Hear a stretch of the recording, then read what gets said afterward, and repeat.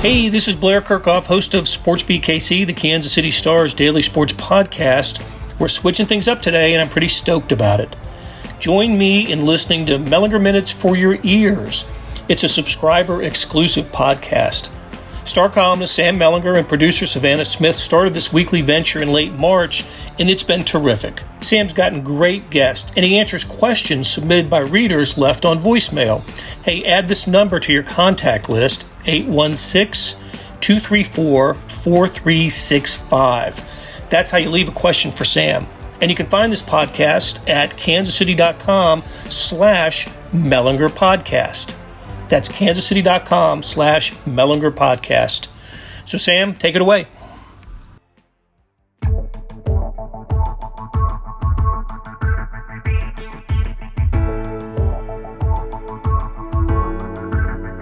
Hey guys, Sam Mellinger here with another episode of Mellinger Minutes for your ears. Thanks to everybody who's been listening along the last month or two, and thanks to everyone finding us and giving us a shot for the first time. Baseball's on my mind. You probably saw where the owners are delivering a proposal to the players this week about how games can be held.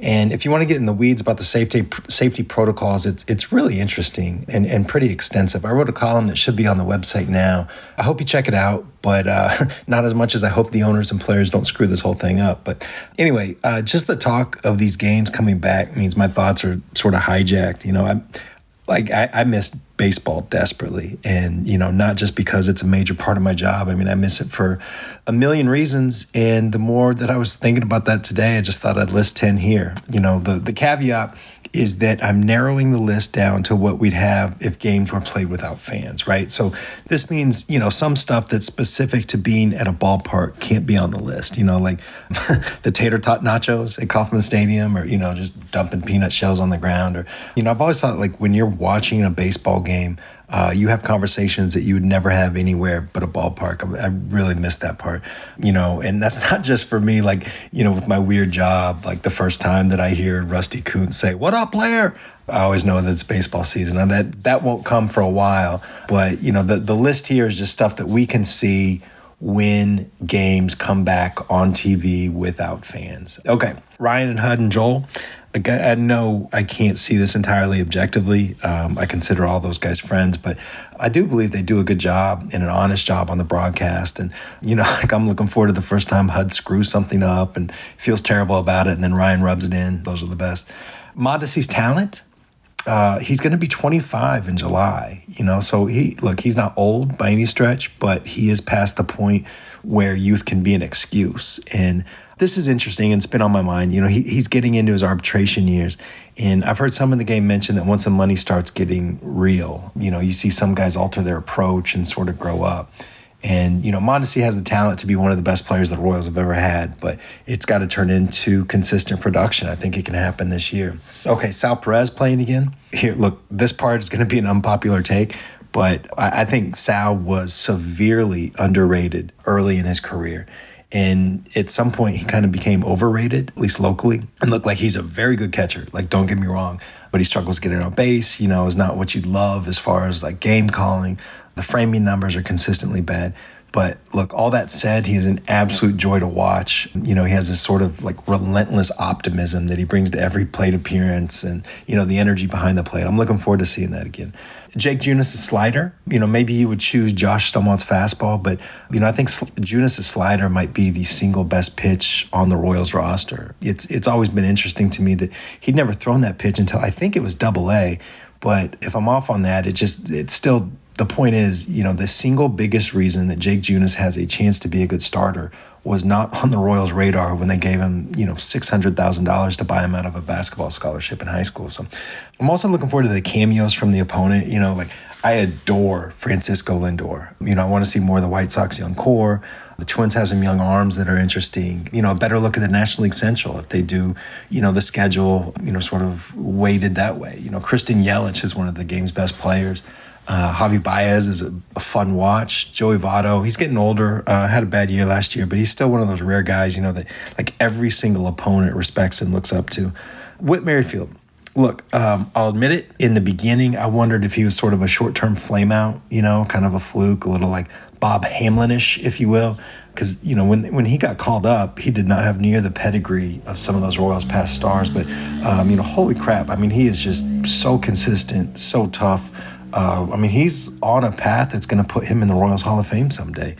I also am looking forward to like the crazy stuff that you can't imagine happening. I don't know how many of you guys have been reading along. Jason Stark has been doing a really interesting series on this kind of thing in The Athletic. He had like the time someone hit a home run but didn't score a run, the time someone stole first base. I remember as a kid, the first time I saw one of those hard grounders up the middle get stuck in a pitcher's glove, like in the webbing, and he just throws the whole thing over to the first baseman. Like I know now that kind of thing happens every once in a while, but no sport, it seems like, breaks up the spaces of stillness with bursts of incredible, quite like baseball does. Can't wait for that. Alex Gordon's footprints outside the on-deck circle.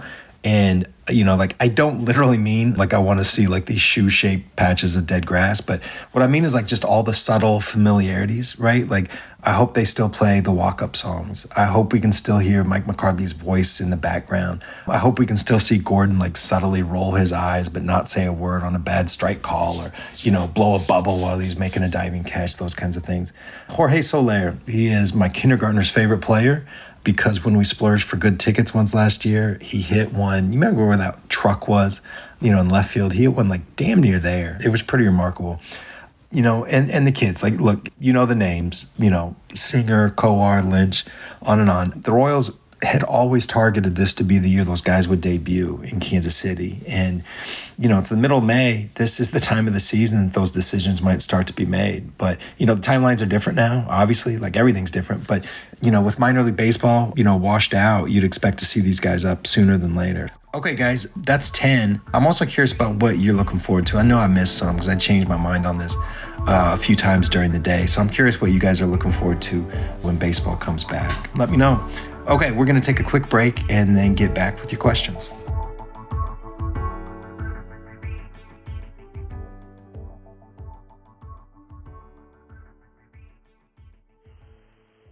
Hi, Sam. This is Charles calling in from Roland Park. Just wanted to see if we could get an official statement on where you stand with Arby's Fishgate. It's been tearing my family apart. All right, thanks. Bye. Charles, thank you from the bottom of my heart for the opportunity to answer this question and clear up any misconceptions that some of you might have. I know that there have been some lies, some slander thrown my way from the mainstream media to try and portray me as a Arby's fish eater. I just want you to know that nothing could be further from the truth. I haven't eaten Arby's in many years after I heard an urban legend that turned out to not be true, but I can't get past it and will never go back, even as much as I love their curly fries and their apple turnovers. I'm not against fast food. I want you to know that. I will stand for the number 11 from Wendy's. It's delicious. You should try it. Anything from Taco John's, Winstead's, Good Sense, Quick Trip, if that counts as fast food. You know what? It's kind of all fast food right now, right? Curbside delivery. Although a lot of restaurants seem to screw up curbside orders, but that's okay. We're all trying. But again, I just want to thank you for the opportunity to clear this up. I am not an Arby's fish eater. Never have been, never will be. Do not believe the lies from the mainstream media. Thank you. Let's talk about the Chiefs. Sam, hi. My name is Brian. I'm calling from Columbia, Missouri. My question is, they had the replay of the Super Bowl on TV a couple weeks ago, and what I took away from it was that the 49ers seemed really confident, and they were, there was one time I think where Williams ran for an 11-yard gain, and the San Francisco 49ers D-back had to make the tackle. And he was, celebrating as if he was just given the MVP of the game. And I felt like that, the Chiefs kind of were a reflection of Andy Reid's personality, and they stayed composed. The 49ers put a lot, not just the big pose at the end there with the picture before the game was over with, but throughout the entire game. And so my question is, did you get that same sense, and did you feel like that somehow they kind of had this entitled kind of attitude? And furthermore, do you think that it was made the victory for the Chiefs even better? Because I personally do. I enjoyed watching them celebrate throughout the game as if they knew the outcome was inevitable. And eventually the Chiefs came out on top, and it was just, I thought it put a nice little, icing on the cake, so to speak. So anyhow, I was just wondering if you got the same sense of, that the 49ers really seem to be kind of poor sportsmen, basically, and they kind of deserve to lose. Anyhow, thanks. Well, yeah, Brian, the 49ers were definitely cocky. And that scene that you talk about, that you reference, of like the entire team, it seemed like posing in the end zone with like 10 or 11 minutes left, like it's a magazine shoot. That's going to live forever, right? Like nothing gets on the internet and just goes away. And they're going to have to live with that. I do think, however, that if you're going to be turned off by cocky teams or teams that celebrate, I'm not sure that you can throw stones from Chiefs Kingdom, as it were. I think the Chiefs are one of the celebratingest, cockiest teams out there. And, obviously for good reason, they won the Super Bowl. But, you don't think that there's guys on the other side that, every time Mahomes flexes his arms or, every time Tyreek Hill does the deuces, every time Travis Kelce does just about anything, Tyrann Mathieu points at his head. There's a lot of celebration that, borders, if not lives in arrogance on the Chiefs side. I love it. I want to be clear, like this is not any sort of criticism. I love it. I think that it's part of what makes sports fun. You've probably heard me say I think baseball needs a hell of a lot more of it, maybe now more than ever. But it's just, I get what you're saying, celebrating too early, and again, that magazine pose in the end zone was probably a bridge too far or whatever. But, everybody celebrates. Every team that lost a game in the NFL last year had some moment of celebration. So I don't think that's a big deal, particularly for the players. But I certainly get why Chiefs fans, may even have that picture of the 49ers. I can't get that out of my head. Just print that out and put it above your fireplace or above the bar in your basement or whatever, because that is pretty classic. Hey, Sam. Calling because you're looking for help with your Mellinger minutes. My name is Mike, and I'm curious, do you think that Patrick Mahomes can take on that Michael Jordan killer mentality and still remain a likable and affable quarterback in the NFL? Or do you think that you have to have that killer mentality to be as successful as MJ was or as Brady was? That's all I got, buddy. I'm going to clock out now from doing your job. Take care. Love your stuff. See you later. Mike, thank you. You put in a fine day's work as far as I'm concerned, so you're free to go. Yeah, it's interesting, right? Like, Michael Jordan, Tom Brady, Tiger Woods, a lot of the sort of biggest winners in professional sports that we've seen have, developed this reputation, and most of it's earned, of just kind of being assholes. And I hope I can say that word on this podcast. But I don't know that that's a requirement. You know what I mean? Like, I do believe that a lot of people in sports and otherwise as well, can be driven or benefit from personality traits that you would not want in your friend or your brother or your son or your daughter. And sometimes those things can be positive. And I think we're seeing that in The Last Dance of, Jordan. It may not be the way that you wanted to be led, but, there was a method to the madness, I guess. He got results, he did win, and that's what he was about. But I don't think that's a requirement. And I'd go a step further and say that if that's not in your natural way, if that's not who you are, then trying to be that is a lie. And I think that people are going to see through that. And so that to me is not Patrick. He's got an edge to him for sure. And he's not afraid to yell at guys. He's not afraid to get in them. And that's only going to grow as he gets older, because he's still younger than most of these guys. So when he's, 28, 29, 32, 33, I mean, it's going to be a different way about him. I think we should expect that. But, there's more than one way to lead, I guess is what I'm saying. And Patrick seems to be with enthusiasm. It seems to be, helping everybody along rather than dragging them along. It seems to be in believing in them and being a cheerleader for them. It seems to be in showing them that he's willing to do all the work and more that he's asking them to do. And as much as anything, honestly, it seems to be just like they all see his talent and they all know something different is possible. I keep going back to that, the Texans game in the playoffs. I mean, down 3 touchdowns, I think that there's teams in the past with the Chiefs that they're going to pack it in then. You know what I mean? Like, I don't mean to insult anybody that was on those teams, but, they know that they can't come back from that. But I think those guys now, they look around and they like, we've got Patrick Mahomes, like we can do this. We've got this. And I think that is a really valuable trait as well. So, look, like I understand what you're saying, that he doesn't seem to have sort of that Jordan hole in him. But I don't think that that's the only way that you have to do it. Magic Johnson won a lot of games. You know what I mean? I don't think that there's only one way to do it. And I think, Patrick, at least so far, is showing that his way works as well.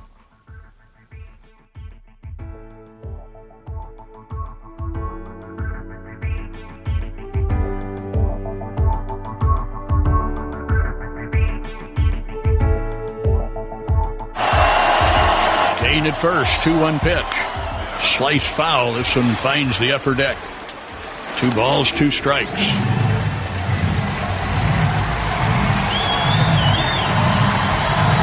Pressure on Toronto. They are down to their last 3 outs in a tie game. They lose, the season is over. Royals have a game in hand. Lined right field toward the corner. Fair ball. Cain around second. On his way to third. He's going to try to score. Here he comes. Throw not in time.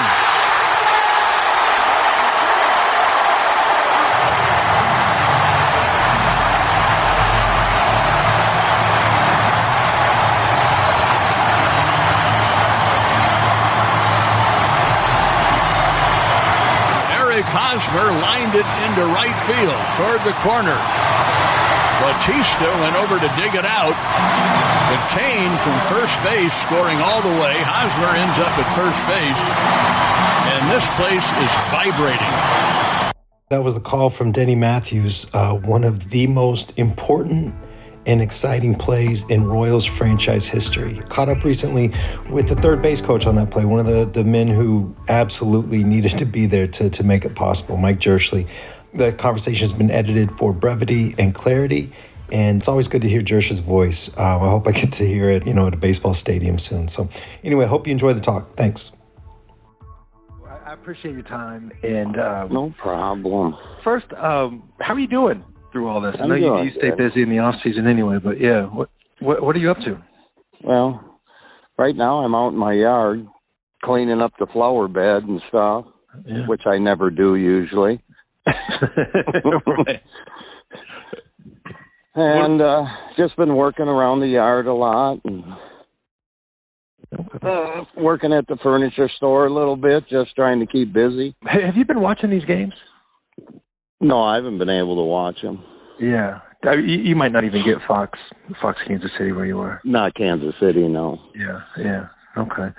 Well, it's been fun. I'm sure you're getting like texts and stuff like that, but was the play that stands out is one that we've talked about before, and I know you talked about. But do you think of that play often?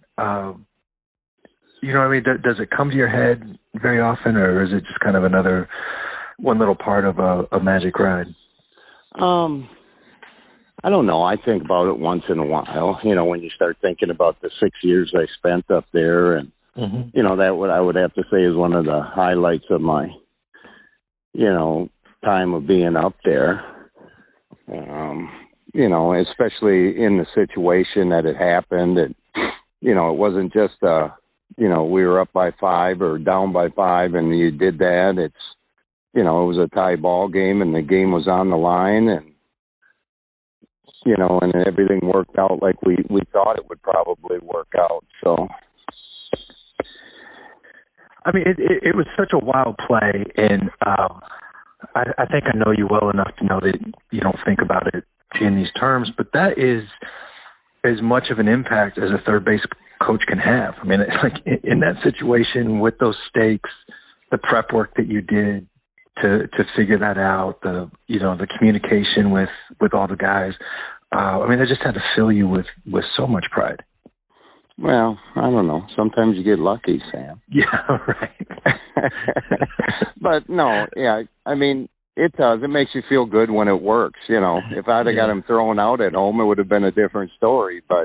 And that's the one thing to me that I've always loved about, being a third base coach is, you can be a big part of that game, making decisions like that, when to take a chance, when not to, and, just weighing all your options that you have and knowing that, like as soon as Haas hit that ball, I knew I had Cain at first base, so I knew I had speed. If you remember, I think it was the night before or 2 nights before that, we had the same type ball hit, but I had Morales coming into third base and I couldn't send him, Sure. And I mean, just remembering that, putting that in your mind and keeping it in the back burner there that, hey, if this happens,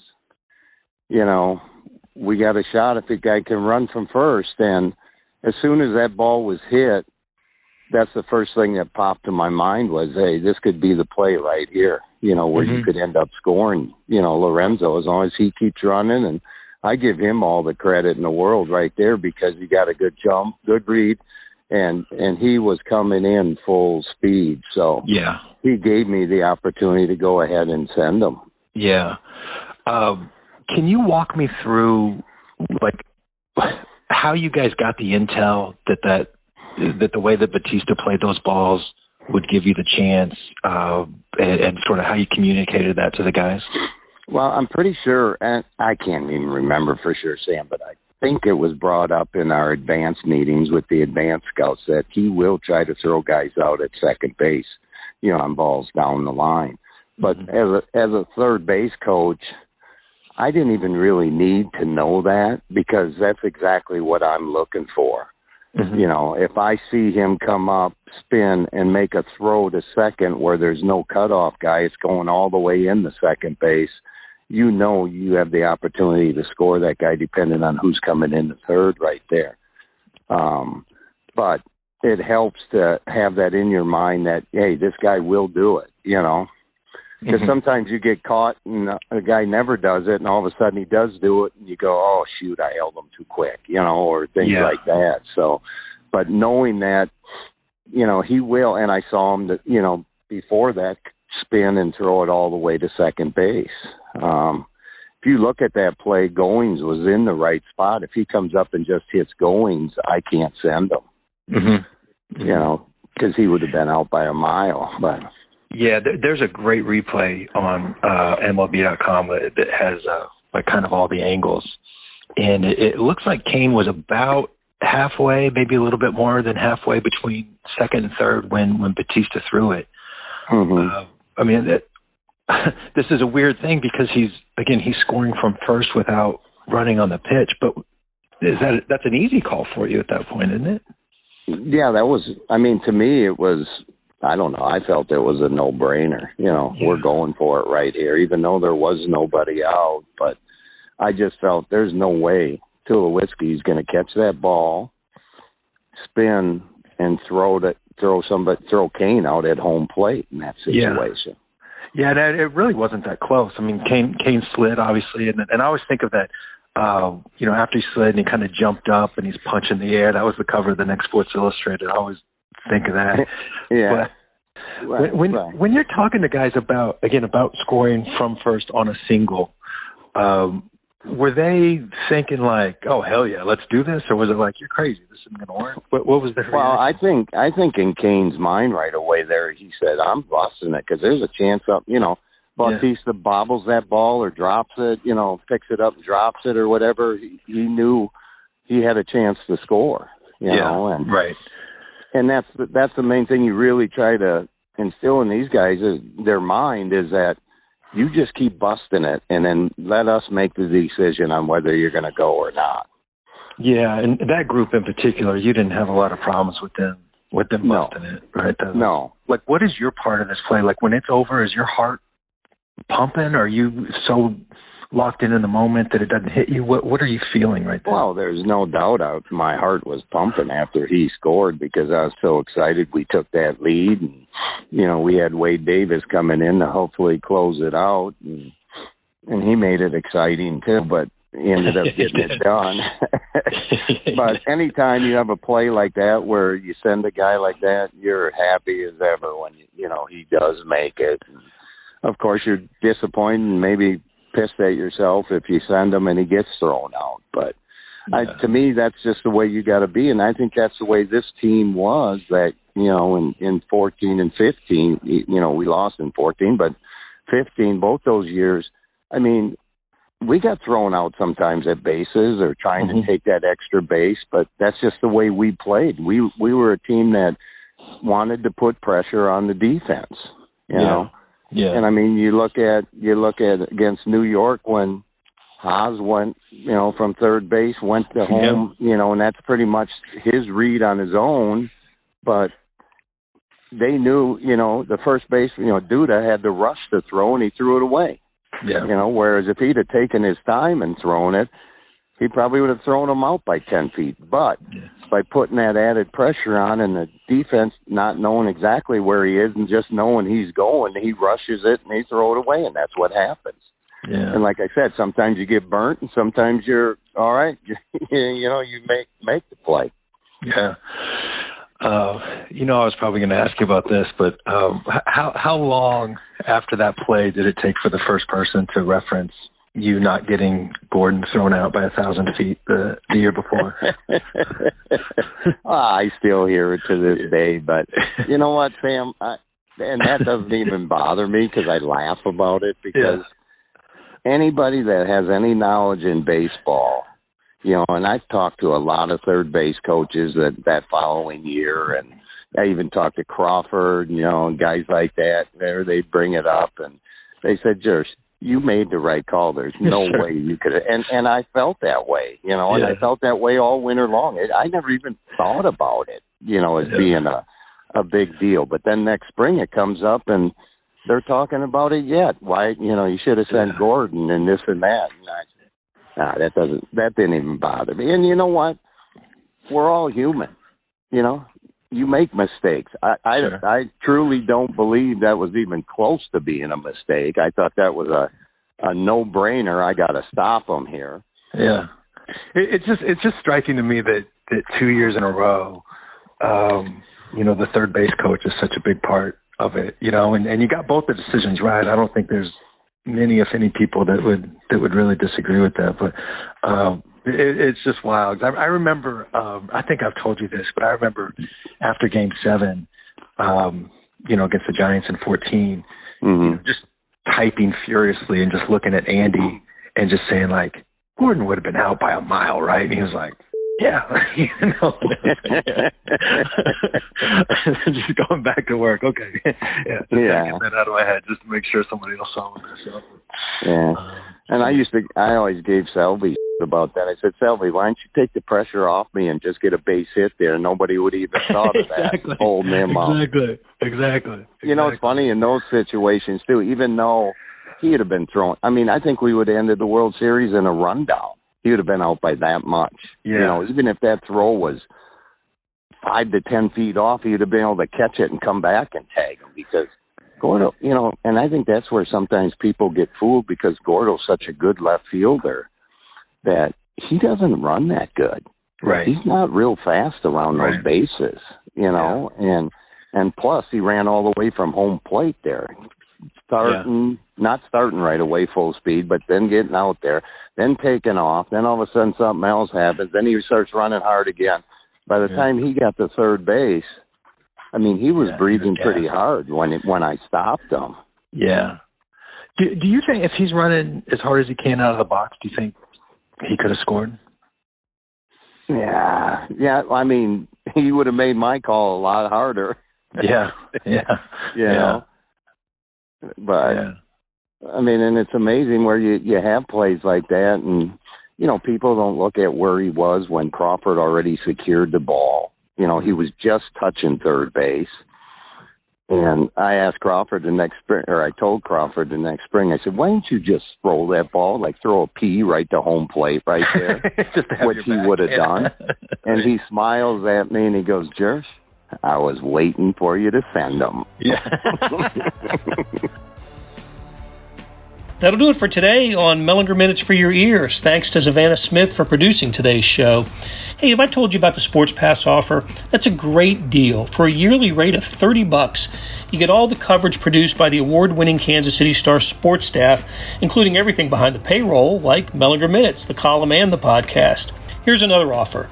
Get the entire Kansas City Star product, sports, news, features, commentary and analysis, and the e-edition, all of it. The details can be found at account.kansascity.com/subscribe. That's account.kansascity.com/subscribe.